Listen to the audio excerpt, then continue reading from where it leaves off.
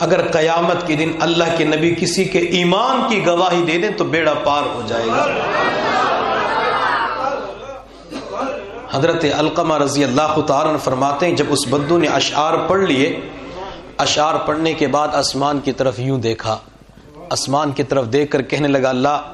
میں تیرے محبوب کے پاس اس وقت آیا جب تیرے محبوب دنیا سے پردہ فرما چکے ہیں، دنیا سے تشریف لے جا چکے ہیں۔ اللہ تیرے محبوب صلی اللہ علیہ وسلم کے پاس لوگ اپنے گناہوں کا انبار لے کے آیا کرتے تھے، اللہ پہاڑوں سے زیادہ وزنی ان کے سروں کے اوپر گناہوں کا بوجھ ہوتا تھا، تیرا محبوب نبوت والے رحمت اور شفقت والے ہاتھ اٹھا کے واستغفر لهم الرسول لوجد الله توابا رحیما ان کے لیے دعا کرتا تھا، اللہ تو محبوب کے اٹھے ہوئے ہاتھوں کو قبول فرما لیا کرتا تھا، محبوب کے اٹھے ہوئے ہاتھوں کی لاج رکھ لیا کرتا تھا۔ اللہ میں تو اس وقت آیا جب تیرے محبوب دنیا سے جا چکے ہیں، اللہ اب اپنے محبوب کے صدقے میری زندگی کے گناہوں کو معاف فرما، اللہ محبوب کے طفیل مجھے بخش دیجئے۔ حضرت علقمہ رضی اللہ تعالیٰ عنہ فرماتے ہیں میں نے اس بدو کے چہرے کی طرف دیکھا جیسے بچہ ماں سے مار کھاتے ہوئے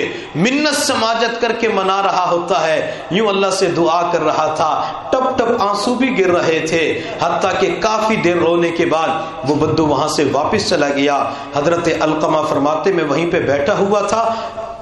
جب وہ شخص میری نظروں سے اوجھل ہو گیا میں نے درود و سلام کے تحفے پیش کرنا شروع کر دیے۔ درود پڑھتے پڑھتے مجھے اونگ آتی ہے، میری آنکھ لگتی ہے، جو ہی میری آنکھیں بند ہوئی میرے مقدر جاگ اٹھے، میرے نصیب بیدار ہو گئے، مجھے آمنہ کے لال کی زیارت نصیب ہو گئی، مجھے عبداللہ کے لخت جگر کا دیدار نصیب ہو گیا۔ وہ لوگ کتنے خوش نصیب ہوتے ہیں جن کو آپ کی زیارت نصیب ہو جاتی ہے، اور آج ہم رات کے وقت فلم دیکھ کر بستر پہ سوتے ہیں، آج ہم ڈرامہ دیکھ کر موبائل کا غلط استعمال کر کے رات کو سونے کے لیے بستر پہ آتے ہیں تو خواب کے اندر ڈرونے خواب نظر آتے ہیں، کبھی کتا نظر آتا ہے، کبھی چھپکلی نظر آتی ہے، کبھی سانپ نظر آتا ہے، کبھی خنزیر نظر آتا ہے، کبھی جسم کے اوپر کپڑے نہیں ہوتے ننگے انسان نظر آتے ہیں، پھر صبح کے وقت کہتے ہیں مولانا قاری صاحب ڈرونا خواب نظر آیا، پریشان ہو چکا ہوں،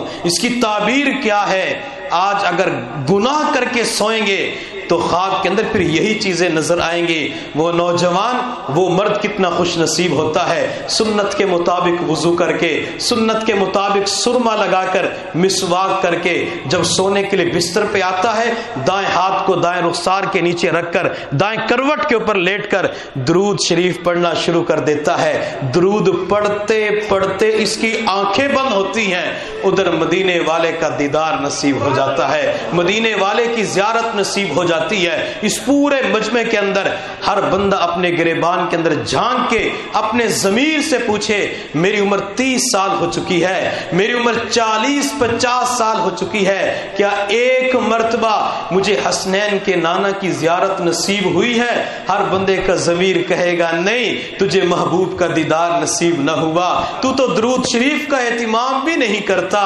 رات کو سوتے وقت درود شریف کی ایک تسبیح بھی نہیں پڑھتا، محبوب کا دیدار کہاں نصیب ہو سکتا ہے؟ امام مالک رحمت اللہ علیہ جب مدینہ طیبہ کے اندر پہنچے، مدینہ کی سرزمین پہ جوتے نہیں پہنتے تھے، پاؤں زخمی ہو گئے، قضاء حاجت کے لیے مدینہ کی سرزمین سے باہر تشریف لے جاتے۔ کسی نے کہا امام مالک آپ مدینے کا اتنا ادب کرتے ہو کہ آپ کو کوئی نعمت ملی ہے؟ امام مالک رحمت اللہ علیہ نے فرمایا تم ایک نعمت کی بات کرتے ہو، مجھے اللہ نے کئی نعمتیں عطا فرما دی۔ کہنے والے نے کہا امام مالک صرف ایک نعمت بتلا دو۔ امام مالک رحمت اللہ علیہ نے فرمایا جب سے میں نے مدینے کا ادب کرنا شروع کیا ہے اس دن سے لے کر آج تک مجھے روزانہ محبوب کی زیارت نصیب ہو جاتی ہے۔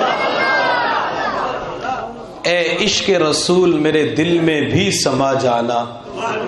اے عشق رسول میرے دل میں بھی سما جانا، مجھ کو بھی محمد کا دیوانہ بنا جانا، جو رنگ کے رومی پہ رازی پہ چڑھایا تھا اس رنگ کی کچھ رنگت مجھ پہ بھی چڑھا جانا، اے عشق کبھی مجھ کو نیند ایسی سلا جانا جس نیند میں ہو جائے دیدار نبی حاصل۔ اللہ کی بارگاہ میں دیدار مصطفیٰ کی، زیارت رسول کی ضرور دعا کیا کریں۔ لیکن آج بڑے افسوس سے کہنا پڑتا ہے ہمیں حضور صلی اللہ علیہ وسلم کا مبارک حلیہ ہی نہیں پتہ۔